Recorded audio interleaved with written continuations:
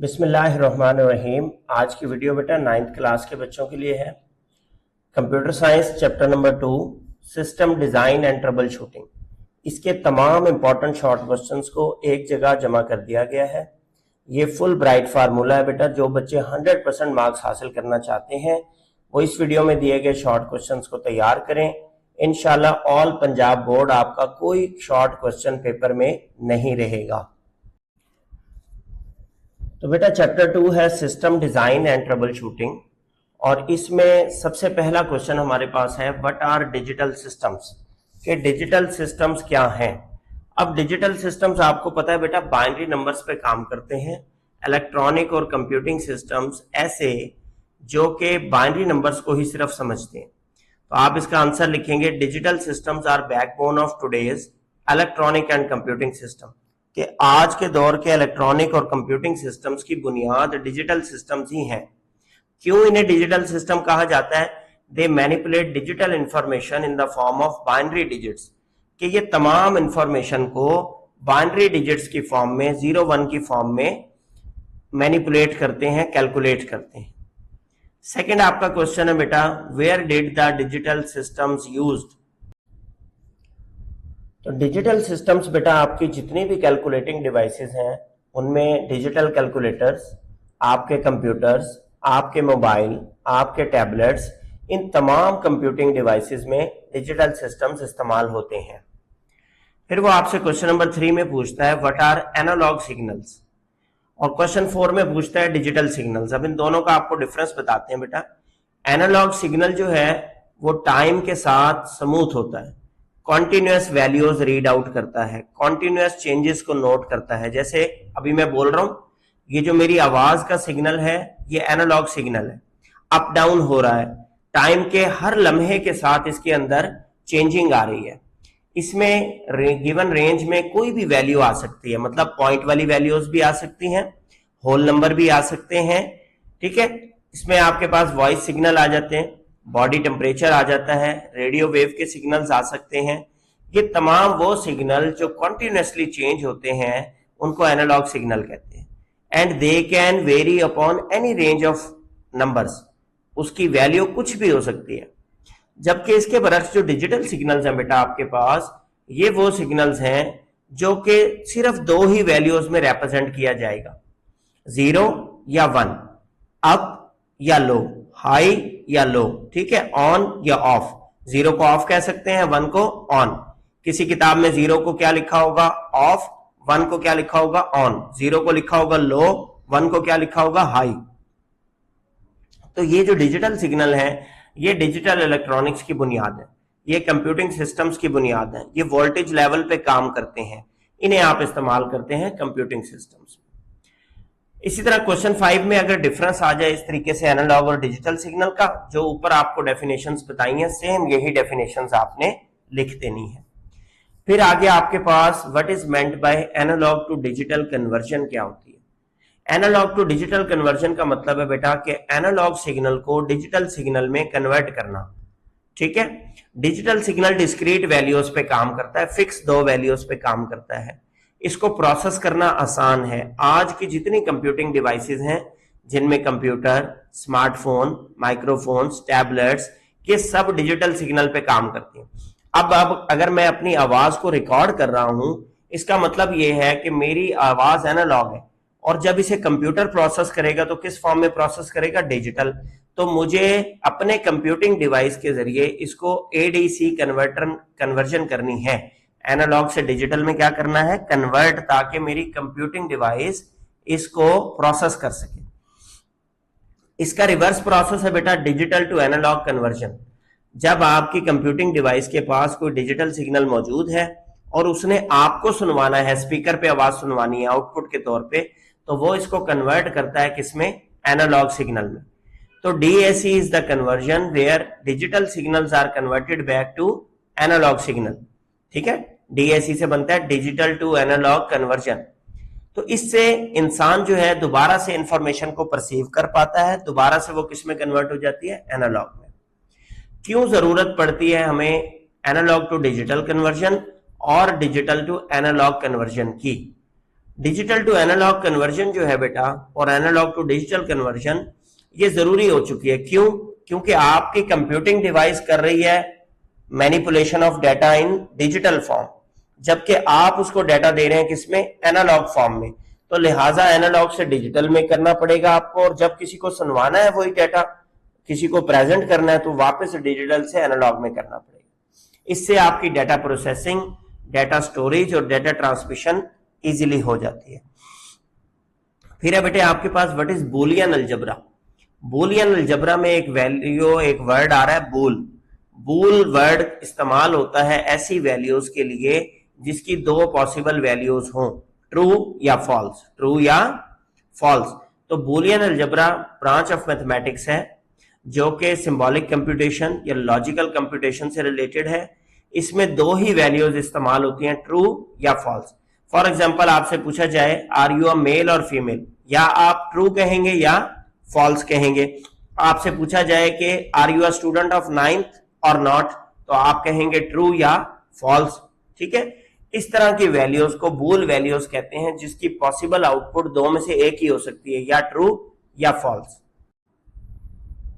Next आपके पास है बेटा who invented Boolean algebra in which year. ये एमसीक्यूज में पूछा जा सकता है, शॉर्ट में भी पूछा जा सकता है। जॉर्ज बूल नामी बंदे ने, मैथमेटिशियन था, उसने बूलियन अलजबरा इजाद किया। कहां पर? इंग्लैंड में। और किस साल में? 1815 में। किस शहर में पैदा हुआ? वो लिंकन शहर में पैदा हुआ। ठीक है। What are binary variables. Variable का मतलब कि जिसकी वैल्यू चेंज हो सकती है। वेरी का मतलब तब्दील होना, एबल का मतलब काबिल, जिसकी वैल्यू चेंज हो सकती है, ऐसे डाटा वेरिएबल को वेरिएबल कहते हैं। बाइनरी वेरिएबल का मतलब कि जिसकी वैल्यू चेंज हो लेकिन दो में से ही पॉसिबल ही हो। कौन सी? 0 या 1। ठीक है, 0 वैल्यू ले सकता है ये वेरिएबल या 1। इसी तरह वो कहता है what is meant by logic operations. अब लॉजिक ऑपरेशंस आपके बेसिक ऑपरेशंस हैं जो कि बूलियन अलजबरा में इस्तेमाल होते हैं for processing of binary variable. 3 किस्म के लॉजिक ऑपरेशन बुनियादी तौर पर मौजूद हैं, एक लॉजिकल एंड, एक लॉजिकल और एक लॉजिकल नॉट। तीनों को अलग अलग आगे एक्सप्लेन भी किया जाएगा। What is truth table. Truth table क्या होता है? अगर हम ट्रुथ टेबल की डेफिनेशन देखें बेटा, तो क्या है? कहता representing the functionality of logic operation with all possible inputs of the variable and output of the variable। कि आप जब एक टेबल बनाते हैं इस फॉर्म में कि आपका जो लॉजिकल ऑपरेशन है, जो सर्किट डायग्राम है, उसकी तमाम पॉसिबल इनपुट वैल्यूज को लिस्ट डाउन करें और ऑपरेशन इंप्लीमेंट करके जो पॉसिबल आउटपुट वैल्यूज आ सकती हैं उनको लिस्ट डाउन करें। तो इस टेबल को ट्रुथ टेबल कहते हैं। जैसे आपके पास स्क्रीन पर आपको एंड का ट्रुथ टेबल नजर आ रहा है। क्वेश्चन नंबर 14 में कहता है व्हाट इज एंड ऑपरेशन। अब लॉजिकल एंड ऑपरेशन को बेटा समझने की कोशिश करें। लॉजिकल एंड ऑपरेशन की सबसे पहले ये बात समझें कि इसकी इनपुट कितनी होती है? 2। तो उसको हमने नाम दे दिया, देखें ट्रुथ टेबल में, एक ए इनपुट और एक बी। अब चूंकि 2 इनपुट हैं तो 2 क्या आता है? 4। 4 पॉसिबल आपकी इनपुट वैल्यूज के कॉम्बिनेशन बन सकते हैं। पहली वैल्यू 0 हो, दूसरी 0 हो, पहली वैल्यू 0 हो, दूसरी 1 हो, पहली वैल्यू 1 हो, दूसरी 0 हो, या पहली वैल्यू 1 हो, दूसरी 1। तो याद करने के लिए आप क्या कर लेंगे, जब 4 वैल्यूज होंगी, पहली बार 2 0 2 1, फिर 1 0 1 1 1 0 1 1। अच्छा, अब इसमें 2 इनपुट हो गई, ये तो याद हो गया, और इसकी आउटपुट 1 होती है। इसके लिए जो सिंबल इस्तेमाल होता है बेटा, डॉट का सिंबल इस्तेमाल होता है। ये जो सिंगल कोटेशन मार्क में लिखा हुआ है डॉट, एंड का सिंबल है। ठीक है, इसको एंड ऑपरेशन कहते हैं। एंड ऑपरेशन की जो आउटपुट है वो सिर्फ और सिर्फ तब 1 होती है जब दोनों इनपुट्स 1 हो, दोनों इनपुट्स 1 हो, अदरवाइज ये हमेशा 0 होती है। तो ये जुमला आपने याद करना है असल में। The output of AND operation is 1 only when both inputs are 1, otherwise the result is 0। अब इसको वेरीफाई करते हैं अपने ट्रुथ टेबल से। देखें, दोनों 0 थी, 0 आया। कोई एक 0 थी, ए 0 था, तब भी 0 आया। बी 0 थी, तब भी 0 आया। और फोर्थ ऑप्शन में दोनों इनपुट 1 हो गई, ए भी 1 बी भी 1, तो आपकी आउटपुट क्या आई? 1। तो लिहाजा आप रट्टा क्या लगाएंगे कि जब तक दोनों इनपुट 1 नहीं होंगी ये 1 नहीं होगा। इसके बरक्स आपके पास सेकंड ऑपरेशन है बेटा, और ऑपरेशन। और ऑपरेशन की भी बाइनरी इनपुट्स दो होती हैं, तो हमने एक इनपुट ए नाम रख लिया, दूसरी का नाम बी रख लिया। आउटपुट सी इसकी सिंगल होती है। सिंबल इसके लिए इस्तेमाल होता है बेटा प्लस का। एंड के लिए किसका सिंबल इस्तेमाल हुआ था? डॉट का। और के लिए किसका सिंबल इस्तेमाल होगा बेटे? प्लस का। आउटपुट ऑफ और operation is 1 when at least 1 input is 1, कि आपने और ऑपरेशन की आउटपुट क्या निकालनी है? 1 निकालनी है, जब कोई भी एक इनपुट आपकी 1 हो जाए। तो आप देखें जब दोनों 0 थी तो 0 रिजल्ट आया, बी 1 हो गया, ए 0 था तब भी 1 आया, ए 1 था बी 0 हो गया तब भी 1 आया, और ए और बी दोनों 1 थे तो रिजल्ट आपका 1 आया। लिहाजा और ऑपरेशन में सिर्फ तब 0 होता है जब दोनों 0 हो, अदरवाइज हमेशा 1 होता है। जबकि एंड ऑपरेशन में 1 सिर्फ तब होता है जब दोनों वैल्यूज 1 हो। तो ये दोनों जुमले उर्दू के समझ आ जाएंगे आपको। एंड ऑपरेशन में आउटपुट सिर्फ 1 होती है तब जब दोनों इनपुट 1 हो, और ऑपरेशन में आउटपुट सिर्फ तब 0 होती है जब दोनों इनपुट 0 हो। ठीक है। नेक्स्ट आपके पास है बेटा नॉट ऑपरेशन। नॉट ऑपरेशन को आप इन्वर्टर भी कहते हैं। नॉट ऑपरेशन में बेटा जो इनपुट है ना वो सिंगल होती है। ठीक है, तो हमने सिर्फ एक इनपुट ले ली ए, और नॉट क्या करता है? Negate the value. Negate the value mean उसको इनवर्स कर देता है। अगर वैल्यू 0 आएगी तो ये उसको 1 कर देगा, अगर वैल्यू 1 आएगी तो ये उसको क्या कर देगा? 0 कर देगा। ठीक है, तो ए की वैल्यू 0 थी तो नॉट ऑफ ए में क्या हो गया? 1। ए की वैल्यू 1 थी तो नॉट ऑफ ए में क्या हो गया? 0 हो गया आपके पास।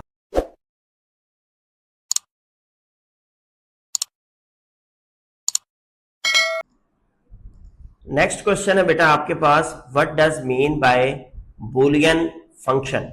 बूलियन फंक्शन क्या होता है? एक ऐसा फंक्शन बेटा जिसमें एक या एक से ज्यादा बाइनरी इनपुट हो और उसकी सिंगल आउटपुट हो, सिंगल बाइनरी आउटपुट आए। इसका मतलब यह है कि अगर आप ऑपरेशंस को मिला के, लॉजिकल ऑपरेशंस को मिला के एक एक्सप्रेशन बनाते हैं, तो उस एक एक्सप्रेशन को, बूलियन एक्सप्रेशन को बूलियन फंक्शन कहते हैं। इसकी इनपुट और आउटपुट की दो ही वैल्यूज पॉसिबल हो सकती हैं, या 0 या 1। अब जितने आपके बूलियन ऑपरेशंस उसके अंदर इस्तेमाल होंगे उतना आपका बूलियन फंक्शन कम्प्लेक्स होता जाएगा। ठीक है, जैसे फॉर एग्जांपल आप एक फंक्शन बनाते हैं जी, x एंड y और z। x और y का एंड लें और उसके बाद जो रिजल्ट आए उसका क्या ले लें? z फंक्शन के साथ, z इनपुट के साथ क्या ले लें? और ले लें। तो ये आपका बूलियन फंक्शन बन गया। नेक्स्ट क्वेश्चन में कहते हैं, how can we construct Boolean function. हम बना कैसे सकते हैं बूलियन फंक्शन? तो अभी मैंने आपको बताया कि जो बेसिक लॉजिकल ऑपरेशंस आपको पढ़ाए हैं, 3, लॉजिकल एंड, लॉजिकल और लॉजिकल नॉट, आप इनको कनेक्ट करते हैं डिफरेंट फॉर्मेशंस में। ठीक है, इनपुट के लिए, और एक आउटपुट जनरेट होती है, तो लिहाजा आपका बूलियन फंक्शन बन जाता है। अब ये डिपेंड करता है कि आपकी रिक्वायरमेंट क्या है। अपनी रिक्वायरमेंट के मुताबिक आप बूलियन फंक्शन बनाते हैं। Construction of Boolean function is done by implying the basic logical operation, by using the basic logical operation such as AND, OR, AND NOT, which connect the input to generate the output. ठीक है।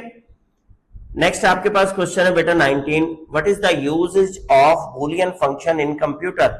तो computing systems में, computers में आपको कहां नजर आता है बूलियन फंक्शन का इस्तेमाल? There are many usages of Boolean function in computers. For example, सबसे पहले अरिथमेटिक ऑपरेशंस में। अब जब बूलियन फंक्शन इस्तेमाल होते हैं आपके अरिथमेटिक लॉजिकल यूनिट में, अरिथमेटिक लॉजिकल यूनिट काम करता है बेटा बाइनरी डाटा पे। बाइनरी डाटा की एडिशन, बाइनरी डाटा की सब्ट्रैक्शन, बाइनरी डाटा की मल्टीप्लीकेशन, बाइनरी डाटा की डिवीजन, ये जितने भी ऑपरेशंस उसने परफॉर्म करने हैं वो किसके जरिए होंगे? बूलियन फंक्शंस के जरिए होंगे, एंड, और नॉट के जरिए। आपको बताया था कि कंप्यूटर काम करता है बाइनरी डाटा पे। अब जब बाइनरी डाटा जाएगा ALU के पास कि जी फला फला ऑपरेशन परफॉर्म करवाना है, तो उसके लिए बूलियन फंक्शन का इस्तेमाल किया जाएगा। सेकंड, डाटा प्रोसेसिंग के लिए, कि बूलियन फंक्शन जो है वो डाटा प्रोसेस करते हैं आपकी मेमोरी में, क्योंकि मेमोरी और जो स्टोरेज डिवाइसेस हैं वो भी आपकी data manipulation, data retrieval, data access के जो ऑपरेशंस हैं वो बूलियन डाटा पे करते हैं। ठीक है, बाइनरी डाटा पे करते हैं, तो उसके लिए बूलियन फंक्शन इस्तेमाल होगा। थर्ड नंबर पे control logic, they are applied in computer to control various parts of computer system operation. अब आपके जो कमांड्स हैं बेसिकली कंट्रोल यूनिट की, जब वो सेंड करनी होती हैं तो उस वक्त कंट्रोल लॉजिक इस्तेमाल होती है। उस वक्त पे भी कौन से फंक्शन इस्तेमाल होते हैं? बुलियन फंक्शन इस्तेमाल होते हैं। अब नेक्स्ट आपका टॉपिक है बेटा what are logic gates. Logic gates जो है वो लॉजिक ऑपरेशंस और लॉजिक गेट्स कनेक्टेड चीजें। लॉजिक गेट्स तब बन जाते हैं जब आप फिजिकल डिवाइसेस में, इलेक्ट्रॉनिक सर्किट्स में बुलियन ऑपरेशंस को इंप्लीमेंट करते हैं, तो ये किस में कन्वर्ट हो जाते हैं? लॉजिक गेट्स कहलाते हैं। तो logic gates are physical devices in electronic circuits that perform boolean operation. तो आपने देखा होगा, आप अगर अपने कैलकुलेटर का कोई मदरबोर्ड ओपन करें, अपने कंप्यूटर का मदरबोर्ड ओपन करें, अपने जो है टैबलेट का मदरबोर्ड ओपन करें, उस पे लॉजिक गेट्स बने होते हैं। ठीक है। एंड गेट क्या होता है? ये एंड ऑपरेशन को, एंड फंक्शन को इंप्लीमेंट करेगा। इसकी आउटपुट सिर्फ तब ट्रू आएगी जब इसकी दोनों इनपुट्स ट्रू हो। इसके लिए आप ये डी का सिंबल इस्तेमाल करते हैं और दो इनपुट्स होती हैं इसकी, ए और बी से रिप्रेजेंट कर दिया, और आउटपुट को किससे रिप्रेजेंट कर दिया बेटा? ए डॉट बी से। इसी तरह सेकंड गेट है आपके पास और गेट। और गेट जो है और फंक्शन को इंप्लीमेंट करेगा, और ऑपरेशन को इंप्लीमेंट करेगा। इसकी आउटपुट सिर्फ तब ट्रू होती है जब क्या हो? एटलीस्ट एक इनपुट ट्रू हो, एटलीस्ट एक इनपुट ट्रू हो। तो इसकी इनपुट दो होगी बेटा, ए और बी, और इसकी आउटपुट में आप यहां पे क्या लिख देंगे? ए प्लस बी। क्या लिखेंगे? ए प्लस बी। इसी तरीके से नॉट गेट है बेटा, ये इन्वर्टर फंक्शन है। इसकी आउटपुट ऑपोजिट होती है इनपुट के, और इसकी इनपुट कितनी होती है? सिर्फ एक। तो इसकी इनपुट क्या है? ए, और इन्वर्टर में इसकी आउटपुट क्या होगी? ए बार। इसके लिए आपने ये डायोड का सिंबल लगाना है और आगे जो है एक डॉट लगा देना है। नेक्स्ट बेटा आपके पास शॉर्ट क्वेश्चन है व्हाट इज नैंड गेट। अब नैंड गेट जो है ना बेटा, दो ऑपरेशन से मिलकर बनता है, दो गेट से, एक एंड और एक नॉट। तो आपने देखें पहले एंड गेट के सिंबल बनाया, डायग्राम बनाई, और इसके आगे इन्वर्टर लगा दिया, डॉट लगा दिया, तो ये बन गया बेटा आपके पास NAND gate. This gate is achieved when AND gate is combined with a NOT gate. अब ये कब ट्रू ऑप्शन जनरेट करेगा आउटपुट में? सिर्फ तब जब एट लीस्ट एक इनपुट आपकी फॉल्स हो, एक इनपुट आपकी फॉल्स हो। उससे क्या होगा बेटा? फॉल्स इनपुट होने से एंड का ऑपरेशन क्या है? जीरो जनरेट करेगा, और ये नॉट उसको क्या कर देगा? वन कर देगा। तो अगर ए या बी में से कोई भी एक इनपुट आपकी जीरो होगी तो नैंड ऑपरेशन उसको क्या जनरेट करेगा? वन। क्यों? इस वजह से कि एंड ऑपरेशन उसको जीरो जनरेट करेगा और नॉट ऑपरेशन उसको क्या बदल देगा? वन में। It is the inverse of the and gate. तो ये एंड गेट का क्या करता है? उलट बनाता है। इसी तरह नेक्स्ट ऑप्शन है आपके पास बेटा जॉर गेट। क्या होता है? जॉर गेट कहलाता है एक्सक्लूसिव और गेट, एक्सक्लूसिव और गेट।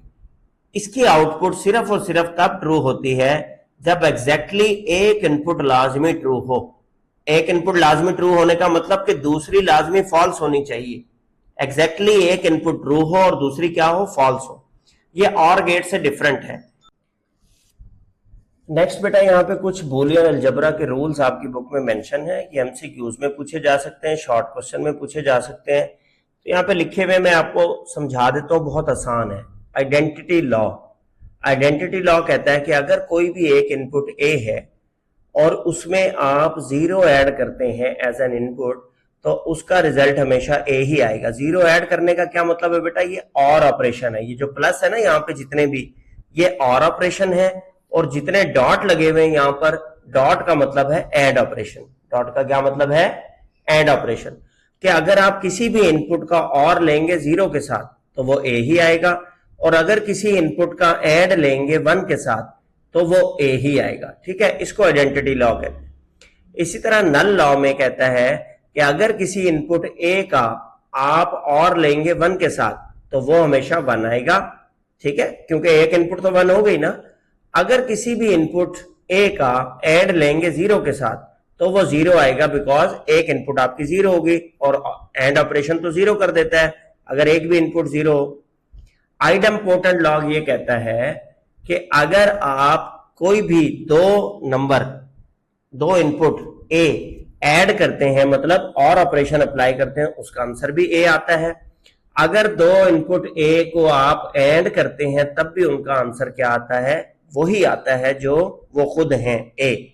मतलब 0 और 0 का एंड लेंगे तो क्या आएगा 0, 1 और 1 का एंड लेंगे तो क्या आएगा 1। इसी तरह यहाँ पे 0 और 0 का और लेंगे तो क्या आएगा 0, 1 और 1 का और लेंगे तो क्या आएगा 1। फिर है कंप्लीमेंट लॉ। कंप्लीमेंट लॉ आपको ये कहता है कि अगर आप ए का और लेंगे ए बार के साथ, ए बार के साथ, यहां पर ए बार है बेटा, ये बार मिटा हुआ है, आप लगा लें ए बार है यहां पे, ए प्लस ए बार लेंगे तो हमेशा 1 आएगा, और अगर ए डॉट ए बार लेंगे तो हमेशा क्या आएगा 0 आएगा। फिर है कम्यूटेटिव लॉ।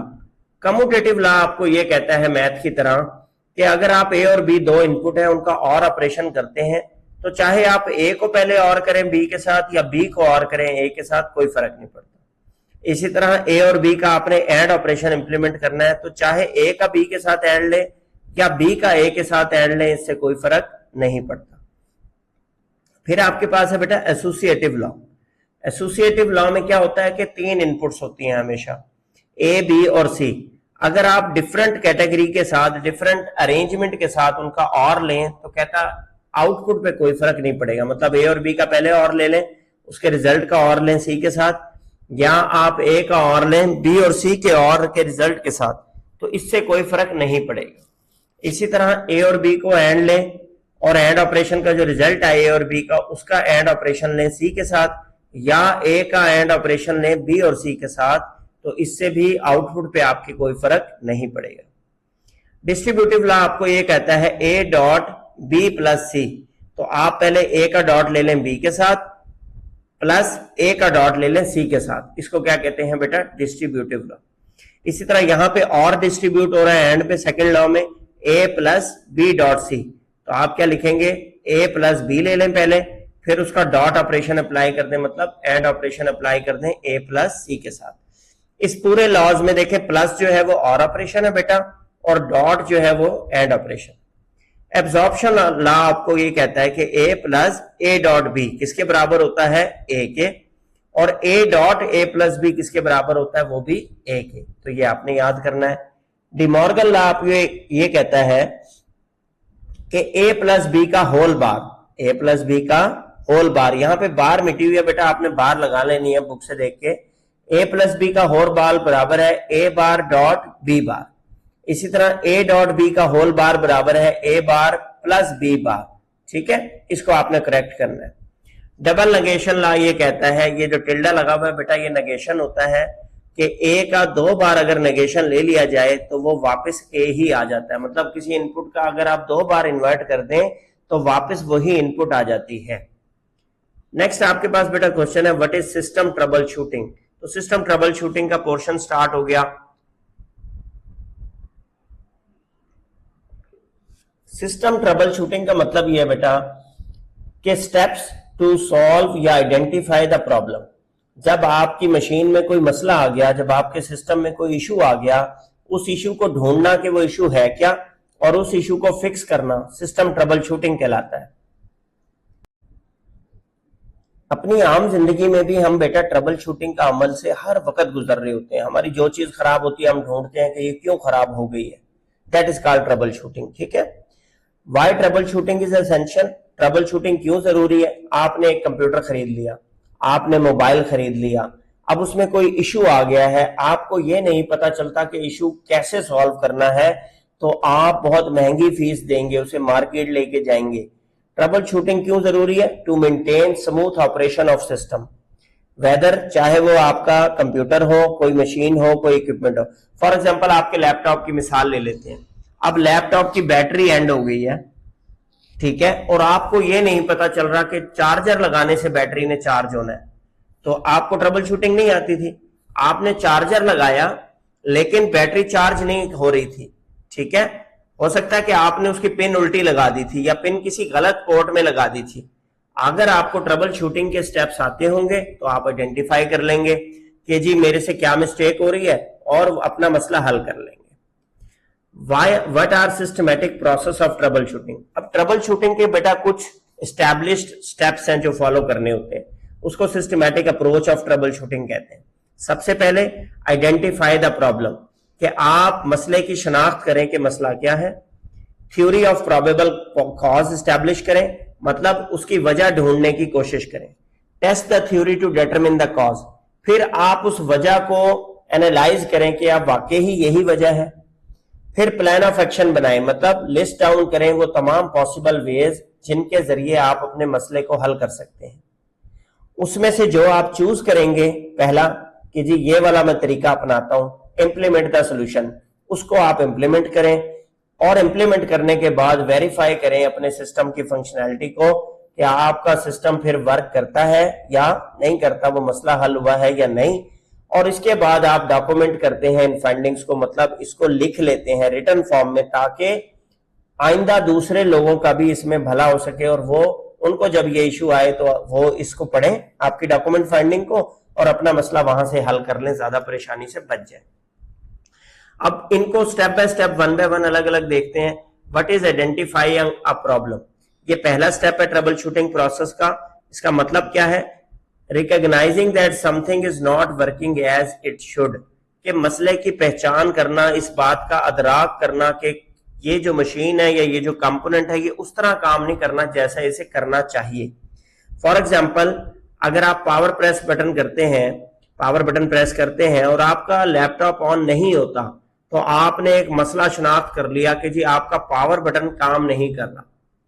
फिर establishing a theory of probable cause, it involve thinking about what could have gone wrong, कि आप वजह ढूंढने की कोशिश करते हैं कि क्या मसला हुआ है जिसकी वजह से मेरा ये इशू आ रहा है। फॉर एग्जाम्पल, जब आपका लैपटॉप ऑन नहीं हुआ तो पॉसिबल कॉज क्या हो सकता है? डेड बैटरी, आपका या तो पावर कॉर्ड खराब हो गया, केबल खराब हो गई है, या कोई इंटरनल हार्डवेयर इशू हो गया कि आपका जो पावर बॉक्स था वही खराब हो गया, ठीक है, जिसे पावर सप्लाई भी कहते हैं। What is the test the theory to determine the cause, अब टेस्ट कैसे करेंगे कि उस थ्योरी को, प्रोबेबल कॉज वाली को? It involve checking if the suspected cause is actually the reason, कि आप चेक करेंगे क्या जो आपने कॉज आइडेंटिफाई किया है क्या वाकई यही मसला था। फॉर एग्जाम्पल, आपकी जो लैपटॉप की बैटरी है वो डेड हुई थी, आपने सोचा कि जी ये बैटरी डेड होने की वजह से ऑन नहीं हुआ, तो आप क्या करेंगे? अपना पावर कॉर्ड लगाएंगे चार्जर का और चेक करेंगे, अगर लैपटॉप ऑन हो जाता है इसका मतलब है वाकई ही आपके लैपटॉप के ऑन ना होने की वजह बैटरी डेड था, ठीक है। फिर नेक्स्ट स्टेप हमने डिस्कस किया था, establish a plan of action to resolve the problem. अब प्लान ऑफ एक्शन क्या है बेटा? List down the steps you need to take the resolve the issue, कि तमाम वो स्टेप्स लिस्ट डाउन कर लें जो आप समझते हैं कि ये करने से आपका मसला हल हो सकता है, ठीक है। अब आपका प्रॉब्लम था डेड बैटरी, आपका प्लान ऑफ एक्शन में क्या है कि या तो आप बैटरी रिप्लेस कराएंगे, या आप लैपटॉप का चार्जर लगाएंगे, या अगर पावर सप्लाई खराब हुई तो आप नई पावर सप्लाई रिप्लेस करेंगे। ये आपका प्लान ऑफ एक्शन। अब आपने इनमें से इंप्लीमेंट करना है किस सोल्यूशन को, पहले वो चूज करना होता है। क्वेश्चन 33 में आपसे पूछता है what is implementing the solution. जब आप एक बार प्लान ऑफ एक्शन फाइनल कर लेते हैं तो आप उसको एग्जीक्यूट करते हैं। फॉर एग्जाम्पल, आपका प्लान था कि बैटरी रिप्लेस करेंगे, तो आप एक नई बैटरी परचेज करेंगे और उसे इंस्टॉल। लास्ट स्टेप था बेटा उसका, वेरीफाई फुल सिस्टम फंक्शनैलिटी। अब आपने सोल्यूशन इंप्लीमेंट करने के बाद चेक करना है कि आपका प्रॉब्लम फुली रिजॉल्व हो गया या नहीं, आपका सिस्टम प्रॉपरली वर्क कर रहा है या नहीं। अच्छा, आपने प्लान ऑफ एक्शन में कहा था कि जी बैटरी रिप्लेस करेंगे, आपने बैटरी रिप्लेस की, उसके बाद अपने पावर ऑन बटन को टर्न ऑन किया और चेक किया कि आपकी पावर कॉर्ड और बाकी पावर फंक्शनैलिटी सारी चल रही हैं या नहीं। इसको कहते हैं सिस्टम फंक्शनैलिटी को चेक करना, वेरीफाई करना। नेक्स्ट आपके पास क्वेश्चन है बेटा, व्हाट इज डॉक्यूमेंटेशन। अब जो डॉक्यूमेंटेशन है ये फाइनल स्टेप होता है आपके ट्रबल शूटिंग प्रोसेस का, ठीक है। तो डॉक्यूमेंट एवरीथिंग का मतलब कि आपने जितने स्टेप्स परफॉर्म किए हैं उसको राइट डाउन कर लें, लिख लें, नोट कर लें, रिकॉर्ड कर लें, ताकि आइंदा भी वो आपके काम आ जाए। नेक्स्ट आपके पास क्वेश्चन 36 में है, what is the importance of trouble shooting in computing systems. Computer systems में, कंप्यूटिंग सिस्टम्स के अंदर ट्रबल शूटिंग क्यों इंपॉर्टेंट है? क्यों कि आप जब अपने पास कंप्यूटर्स रखते हैं, नेटवर्क्स कर रखते हैं, सॉफ्टवेयर रखते हैं, हार्डवेयर रखते हैं, काम करते हैं, तो आपके पास अगर आपको मसला हल करना नहीं आता, डाउन टाइम आएगा, डिले आएगा, तो सबसे पहला स्टेप आप लिखेंगे preventing down time. Down time क्या होता है बेटा, आपका सिस्टम नॉट ऑपरेशनल हो गया, नॉन ऑपरेशनल हो गया, तो इतनी देर आप काम नहीं कर पाएंगे, इसको डाउन टाइम कहते हैं। और डाउन टाइम कॉस्टली भी हो सकता है। फॉर एग्जाम्पल आपका सुबह पेपर था और आपने अपने सिस्टम पे पढ़ना था, आज आपका सिस्टम खराब हो गया लेकिन आपको खराबी ठीक नहीं करनी आती थी, तो आपका ये डाउन टाइम आपको कॉस्ट कर सकता है। ठीक है। सेकंड, इंश्योरिंग डाटा इंटेग्रिटी, कि ट्रबल शूटिंग आनी चाहिए आपको अपने डाटा को करप्ट होने से बचाने के लिए, अपने डाटा को एक्यूरेट रखने के लिए, रिलायबल रखने के लिए। ठीक है, बैकअप लेते हैं आप डाटा का, आपको लेकिन नहीं आता, तो आपकी डाटा की इंटेग्रिटी मेंटेन नहीं होगी, आपका डाटा ठीक है या नहीं यही आपको नहीं पता चल सकेगा। ठीक है। Improving security of your system, trouble shooting आनी चाहिए आपके सिक्योरिटी सिस्टम के वीकनेस को पता करने के लिए, अपने सिस्टम को प्रोटेक्ट करने के लिए, कोई और ब्रीच ना करे। फॉर एग्जाम्पल आपको पासवर्ड लगाना और पासवर्ड चेंज करना आता है, अब आपने देखा कि किसी और शख्स को आपका पासवर्ड पता चल गया है, आप पासवर्ड चेंज करें फौरन, आपको ट्रबल शूटिंग आती थी, आपको पता था, तब आपने पासवर्ड चेंज किया, अगर नहीं आती थी आप मोहताज हैं। Enhancing performance of the system, trouble shooting की मदद से आप रीजंस पता करते हैं कि आपका सिस्टम क्यों स्लो परफॉर्म कर रहा है। फॉर एग्जांपल आपकी सी ड्राइव 100% फुल हो गई है, आपने डेस्कटॉप पे बहुत ज्यादा डाटा जमा कर लिया है, आपका सिस्टम स्लो हो गया। अब स्लो को ठीक करवाने आप मार्केट लेके जाएं, वो 2000 रुपए ले लेंगे, सी ड्राइव से कुछ फाइलें डिलीट करेंगे, आपको कहेंगे कि लें जी ठीक हो गया। अगर ये आपको खुद आता होगा तो आप घर पे ट्रबल शूट कर लेंगे। एक्सटेंडिंग इक्विपमेंट लाइफ, कि अगर आपको ट्रबल शूटिंग अच्छी आती है तो आपके सिस्टम की लाइफ को बेहतर किया जा सकता है, आप उसकी मेंटेनेंस कर सकते हैं, आपको लैपटॉप की सफाई करना, उसकी पावर कॉर्ड को साफ करना, प्रॉपरली केबल को ना मुड़ने देना, ये सारी चीजें जो है ये ट्रबल शूटिंग में आती है। सेविंग कॉस्ट, अगर आपको ट्रबल शूटिंग बहुत अच्छी आती है तो आपकी कॉस्ट बचती है, रिपेयर्स की, रिप्लेसमेंट की, आपको किसी और के पास नहीं जाना पड़ता कि जी ये पुर्जा खराब हो गया ठीक कर दें, ये सॉफ्टवेयर खराब हो गया दोबारा इंस्टॉल कर दें, ये सारी कॉस्ट आपकी बचती है। क्वेश्चन नंबर 37 में है बेटा, what are the common hardware issues. अब हार्डवेयर इश्यूज में, कॉमन इश्यूज में ज्यादातर केबल डिस्कनेक्शन, केबल टूट गई है, केबल खराब हो गई है, उसका जैक खराब हो गया। सेकंड, ओवर हीटिंग, आपकी मशीन ज्यादा इस्तेमाल होने की वजह से ओवर हीट हो जाती है।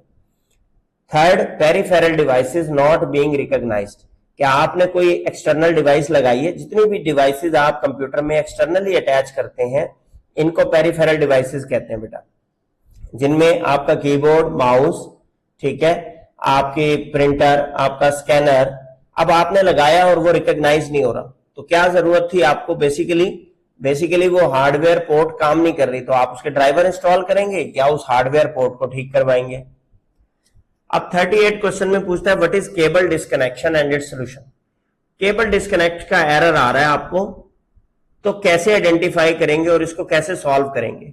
अब ये कॉमन हार्डवेयर इशू है बेटा, आपकी डिवाइस वर्किंग करना रुक जाती है जब केबल डिस्कनेक्ट होती है। सोल्यूशन ये है कि आप केबल टाई इस्तेमाल करें ताकि वो वहां पर फिक्स हो जाए। ठीक है, केबल्स नीट एंड क्लीन हो, केबल को प्रॉपरली इंसर्ट किया गया हो उसके पोर्ट में, उसके जैक में। ठीक है, नेक्स्ट क्वेश्चन है बेटा आपके पास, what is overheating and its solution. अब ओवर हीटिंग की वजह से आपका कंप्यूटर स्लो हो जाता है, शट डाउन हो जाता है अनएक्सपेक्टेडली, रुक जाता है, मतलब कि हैंग हो जाता है, जिसे हम कहते हैं ना फ्रीज हो जाना, हैंग हो जाना, हैंग हो जाता है। सोल्यूशन इसका यह है बेटा प्रॉपर वेंटिलेशन, कि आपका स्टैंड ले लें अपने लैपटॉप के लिए ताकि नीचे जहां पर हीट सिंक है उसका वहां से हीट निकल सके, या आपके कमरे में प्रॉपर कूलिंग सिस्टम हो, कोई आपके पास एसी चल रहा हो, कोई वाटर कूलर चल रहा हो, ताकि उसके हीटअप ना हो सके पार्ट्स। क्वेश्चन नंबर 40 में कहता है, what are peripheral devices issues and its solution. Peripheral devices मैंने अभी आपको बताया 2 क्वेश्चंस पहले कि तमाम वो डिवाइसेस जो आप एक्सटर्नली अटैच करते हैं वो पेरिफेरल डिवाइसेस हैं। अब नॉट रिकॉग्नाइज का इशू आता रहता है कि जी पेरिफेरल डिवाइस आपने कोई लगाया कीबोर्ड और आपके कंप्यूटर ने मैसेज दे दिया कि जी कीबोर्ड नॉट रिकॉग्नाइज्ड। ठीक है, अब इसका सोल्यूशन क्या है कि या तो आप उस पेरिफेरल डिवाइस को, कीबोर्ड माउस को रिप्लेस करेंगे, या आपके सिस्टम की पोर्ट खराब है, आप उस पोर्ट को चेक करेंगे उसमें क्या इशू है, और तीसरा इशू ये हो सकता है कि आपके डिवाइस ड्राइवर इंस्टॉल नहीं है। ठीक है, ये तीनों पॉसिबल आप उसके सोल्यूशन इंप्लीमेंट कर सकते हैं। What are recognizing hardware failures. अब हार्डवेयर फेलियर को कैसे रिकॉग्नाइज किया जाता है बेटा? रैम फेलियर और hard drive failure. RAM failure के क्या साइंस हैं? क्वेश्चन नंबर 42 में आपसे पूछता है। कॉमन साइंस है बेटा रैम फेलियर के कि आपकी रैम खराब हो गई है, मेमोरी, कि आपका बार बार सिस्टम क्रैश कर जाता है, 2-4 मिनट चला बंद हो गया, या आप सिस्टम चलाते हैं ब्लू स्क्रीन आ जाती है, लाइन्स ही लाइन्स आ जाती है, ब्लू कलर की ब्लू बैकग्राउंड आ जाता है, BSOD इसको कहते हैं, ब्लू स्क्रीन ऑफ डेथ। ठीक है, तो ये आपका रैम फेलियर है। क्या आपका सिस्टम इंतहाई स्लो हो गया, रैम में कोई मट्टी वट्टी फंस गई है, ये भी रैम फेलियर की निशानी है।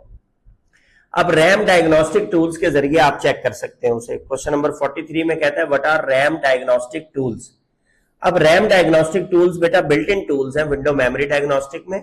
थर्ड पार्टी एप्लीकेशन है जिसे आप चेक कर सकते हैं, जैसे मेमटेस्ट 86 है, इससे आप रैम के इश्यूज चेक कर सकते हैं। ठीक है, फिर है आपके पास साइंस ऑफ हार्डवेयर फेलियर।